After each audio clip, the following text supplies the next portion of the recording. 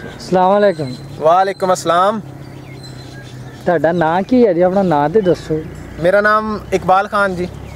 ਮੈਨੂੰ ਪਤਾ ਚੱਲਿਆ ਕਿ ਤੁਸੀਂ ਇੱਕ ਤਾਲਿਬ ਇਲਮ ਹੋ जी बिल्कुल। ਤੇ ਤਾਲਿਬ ਇਲਮ ਹੋਣ ਦੇ ਨਾਲ ਨਾਲ ਤੁਸੀਂ ਇੱਕ ਪਾਕਿਸਤਾਨੀ ਬਸ਼ਿੰਦੇ ਵੀ ਹੋ बिल्कुल ਤੇ ਪਾਕਿਸਤਾਨ ਦੇ ਜਿਹੜੇ ਮੌਜੂਦਾ ਹਾਲਾਤ ਚੱਲਦੇ ਪਏ ਆ जी जी। ਇਹਨਾਂ ਦੇ ਬਾਰੇ ਵਿੱਚ ਤੁਹਾਡੇ ਕੀ ਵਿਚਾਰ ਆ? अल्हम्दुलिल्लाह जी असी पाकिस्तानी हैं और सब तो पहलो पाकिस्तान ठीक है जी, क्योंकि पाकिस्तान दी सलामती दे नाल ही असी लोग सलामत हाँ और साड़ियाँ इज्जतां महफूज ने और सलामत ने। सर दूसरी गल ये है कि तुसी जो कह रहे हो कि पाकिस्तान दी मौजूदा सूरत हाल नूं मैं किस तरीके नाल किस एंगल नाल देखदा। मैं एक स्टूडेंट हाँ, मेरा एक अपना वे ऑफ थिंकिंग है। मैं उस हिसाब दे नाल सिर्फ इन्ना कहना चाहांगा कि साडे जिहड़े हुक्मरान ने उन्हां नूं हुक्मरानी 0% भी नहीं आउंदी।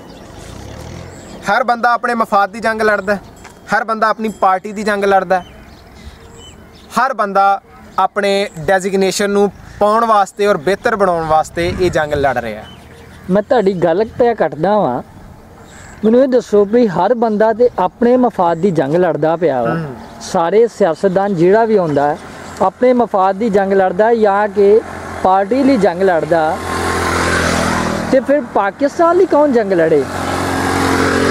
पाकिस्तान ਲਈ एक गरीब आवाम भुखी आवाम ਜਿਹੜੀ ਕਿ ਪਤਾ ਨਹੀਂ ਕਿੰਨੀ ਮੁਸ਼ਕਲ ਦੇ ਨਾਲ ਕਿਸ ਤਰੀਕੇ ਨਾਲ ਗੁਜ਼ਾਰਾ ਕਰ ਕਰਕੇ ਟੈਕਸ ਵੀ ਭਰਦੇ ਨੇ।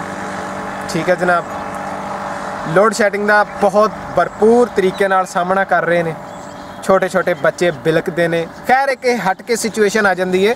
ਤੁਸੀਂ ਤੁਹਾਡਾ ਸਵਾਲ ਜਿਹੜਾ ਹੈ ਉਹ ਬੜਾ ਜਾਮਿਆ ਹੈ, ਸ਼ਾਇਦ ਮੇਰੇ ਕੋਲ ਇਹਦਾ ਬਿਹਤਰ ਜਵਾਬ ਨਹੀਂ, ਲੇਕਿਨ ਮੈਂ ਕੋਸ਼ਿਸ਼ ਕਰਦਾ। ਤੁਸੀਂ ਮੈਨੂੰ ਇਹ ਪੁੱਛਿਆ ਕਿ ਜਿਹੜੀ ਪਾਕਿਸਤਾਨ ਦੀ ਹੁਕਮਰਾਨ ਨੇ ਜਿਹੜੇ, ਅਗਰ ਉਹ ਆਪਣੀ ਪਾਰਟੀ ਦੇ ਬਚਾਓ ਦੀ ਜੰਗ ਲੜ ਰਹੇ ਨੇ ਤੇ ਪਾਕਿਸਤਾਨ ਦੇ ਬਚਾਓ ਦੀ ਜੰਗ ਕੌਣ ਲੜ ਰਿਹਾ ਹੈ? ਤੇ ਸਰ ਜੀ ਮੈਂ ਸਿਰਫ ਇੰਨਾ ਜਾਣਦਾ ਕਿ ਰੱਬ ਦੀ ਕਰਮ ਨਵਾਜ਼ੀ ਹੈ ਇੰਤਹਾਈ ਕਿ ਇਹ ਮੁਲਕ ਬਚਿਆ ਹੋਇਆ ਹੈ।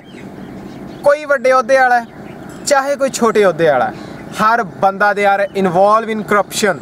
ਹਰ ਬੰਦਾ ਕਰਪਸ਼ਨ ਦੇ ਵਿੱਚ ਮੁਬਤਲਾ ਹੈ, ਚਾਹੇ ਇੱਕ ਸਟੂਡੈਂਟ ਹੈ, ਚਾਹੇ ਇੱਕ ਟੀਚਰ ਹੈ, ਚਾਹੇ ਇੱਕ ਬਾਪ ਹੈ, ਚਾਹੇ ਇੱਕ ਭਾਈ ਹੈ, ਚਾਹੇ ਇੱਕ ਜ਼ਿਮੀਦਾਰ ਹੈ। ਹਰ ਬੰਦਾ ਕਰਪਸ਼ਨ ਕਰ ਰਿਹਾ, ਹਰ ਬੰਦਾ ਕਰਪਸ਼ਨ ਦੇ ਵਿੱਚ ਇਨਵੋਲਵ ਹੈ। ਅਸੀਂ ਦੂਸਰਿਆਂ ਨੂੰ ਤਾਂ ਬਹੁਤ ਮੱਤਾਂ ਦਿੰਦੇ ਹਾਂ, ਉਹ ਫਲਾਣੇ ਇਸ ਤਰ੍ਹਾਂ ਕਰ ਲਾ, ਫਲਾਣੇ ਇਸ ਤਰ੍ਹਾਂ ਕਰ ਲਾ। ਕਦੀ ਅਸੀਂ ਆਪਣੇ ਬਾਤਨ ਦਾ ਮੁਸ਼ਾਹਦਾ ਕੀਤਾ ਹੈ? ਕਦੀ ਅਸੀਂ ਆਪਣੇ ਅੰਦਰ ਝਾਤੀ ਮਾਰੀ ਹੈ? ਕਦੀ ਅਸੀਂ ਆਪਣਾ ਇਹਤਸਾਬ ਕੀਤਾ? ਕਦੀ ਵੀ ਨਹੀਂ। ਅਸੀਂ ਆਪਣਾ ਇਹਤਸਾਬ ਕਦੀ ਵੀ ਨਹੀਂ ਕੀਤਾ ਜਨਾਬ। ਸਭ ਤੋਂ ਪਹਿਲਾਂ ਅਸੀਂ ਆਪਣੇ ਬਾਤਨ ਦਾ ਮੁਸ਼ਾਹਦਾ ਕਰਾਂਗੇ, ਸਭ ਤੋਂ ਪਹਿਲਾਂ ਅਸੀਂ ਆਪਣਾ ਇਹਤਸਾਬ ਕਰਾਂਗੇ। ਮੁਲਕ ਦੇ ਅੰਦਰ ਜੋ ਆਇਨ ਨੇ, ਜੋ ਲੈਜਿਸਲੇਸ਼ਨ ਨੇ, ਹਰ ਲੈਜਿਸਲੇਚਰ ਦੇ ਮੁਤਾਬਕ ਜਿਹੜਾ ਹੈ ਮੁਲਕ ਨੂੰ ਚੱਲਣਾ ਪੈਣਾ ਹੈ।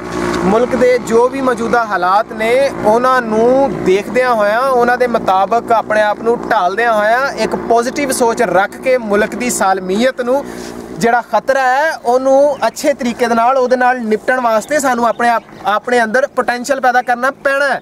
ਔਰ ਸਭ ਤੋਂ ਜ਼ਿਆਦਾ ਇਹ ਯੂਥ ਦਾ ਕੰਮ ਹੈ।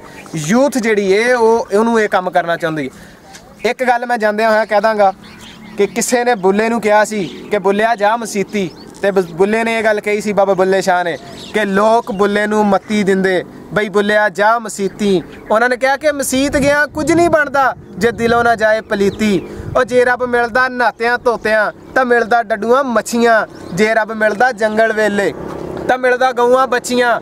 ਬੁੱਲੇ ਸ਼ਾਹ ਰੱਬ ਉਹਨਾਂ ਨੂੰ ਮਿਲਦਾ ਨੀਤਾਂ ਜਿਨ੍ਹਾਂ ਦੀਆਂ ਸੱਚੀਆਂ। ਆਪਣੀ ਨੀਤ ਨੂੰ ਸੱਚਾ ਕਰ ਲਓ, सब कुछ मिल जाएगा। पाकिस्तान जिंदाबाद।